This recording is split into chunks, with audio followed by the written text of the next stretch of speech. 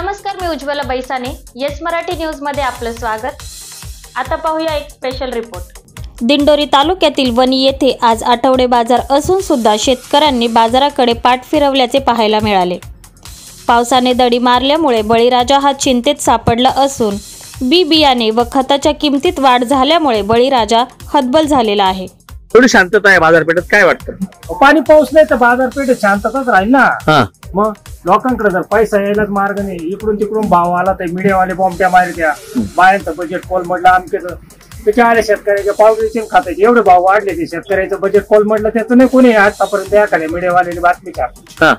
मग त्याचं पण संशोधन केलं पाहिजे. आज मंगळवारचा बाजार होता. ही सगळा चौथा स्तंभ आहे, सगळ्यांना जागृती करते. हे पण हे शेतकऱ्याकडे पण मीडियावाले लक्ष दिलं पाहिजे. नाही आज बाजारचा दिवस आहे ना, आपण बाजारपेठ पाहतोय. बाजारचा दिवस शांतता आहे ना. पाऊस पडून राहिला, लोक शेतीच्या कामात व्यस्त झाले.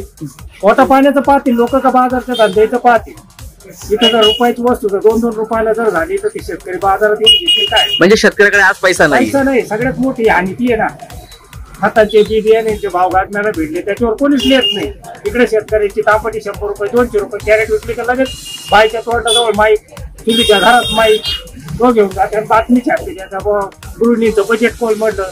200-200 रुपयाची क्वार्टर पितात त्यांचे नवरे, तेव्हा नाही त्यांचं बजेट कोलमडलं. दिंडोरी नाशिक. येस मराठीसाठी अतिथी संपादक शामराव सोनवणे, दिंडोरी. अशा प्रकारच्या ताज्या घडामोडींसाठी येस मराठी न्यूज यूट्यूब चॅनलला लाईक करा, शेअर करा आणि सबस्क्राईब करा आणि बघत रहा येस मराठी न्यूज.